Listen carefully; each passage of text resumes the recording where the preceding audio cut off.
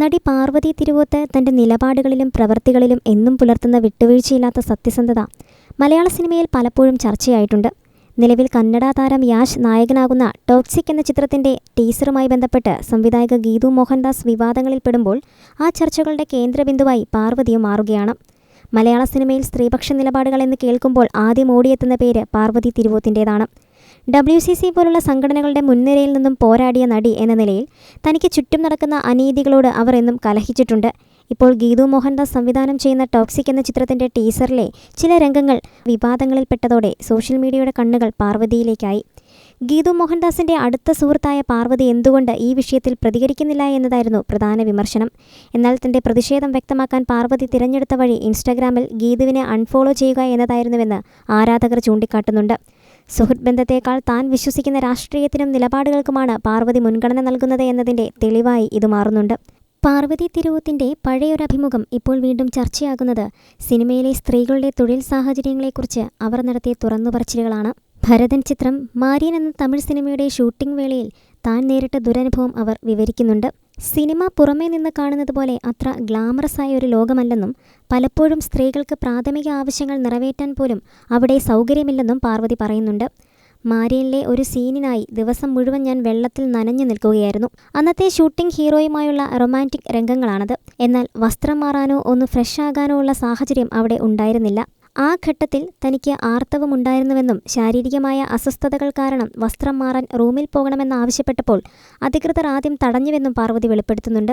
ഒടുവിൽ തന്റെ അവസ്ഥ ഉറക്കെ വിളിച്ചു പറയേണ്ടി വന്നപ്പോൾ മാത്രമാണ് സെറ്റിലുള്ളവർക്ക് അതിന്റെ ഗൗരവം മനസ്സിലായത്.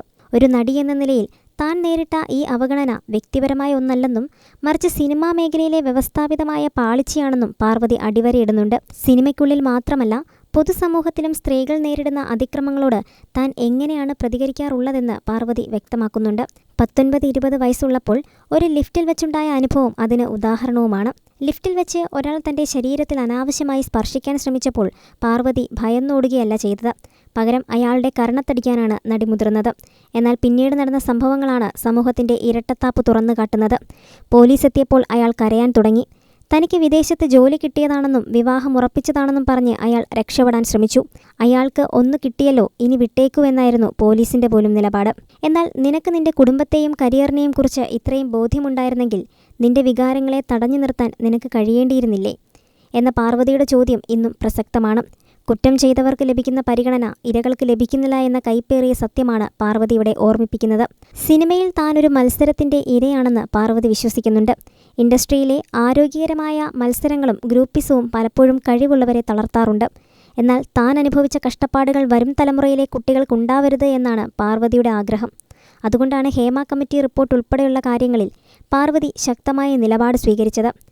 തൊഴിലിടങ്ങളിലെ സുരക്ഷ, തുല്യവേതനം, മാന്യമായ പെരുമാറ്റം എന്നിവയ്ക്കായി ശബ്ദമുയർത്തുമ്പോൾ തനിക്ക് ലഭിക്കുന്ന അവസരങ്ങൾ കുറഞ്ഞേക്കാമെന്ന ബോധ്യം പാർവതിക്കുണ്ട്.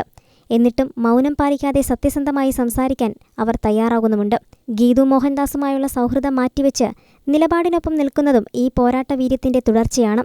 പാർവതി തിരുവോത്ത് വെറുമൊരു നടിയല്ല, മറിച്ച് മാറ്റത്തിനു വേണ്ടി നിലകൊള്ളുന്ന ഒരു ശബ്ദമാണ്. ടോക്സിക് സിനിമയുടെ ബന്ധപ്പെട്ട വിവാദങ്ങളിൽ അവർ സ്വീകരിച്ച നിലപാട് അവരുടെ വിശ്വാസ്യത വർദ്ധിപ്പിക്കുന്നുമുണ്ട്. വ്യക്തിപരമായ താൽപ്പര്യങ്ങളെക്കാൾ സാമൂഹിക പ്രതിബദ്ധതയ്ക്ക് വില നൽകുന്ന പാർവതിയുടെ വാക്കുകൾ ഓരോ സ്ത്രീക്കും പ്രചോദനമാണ്.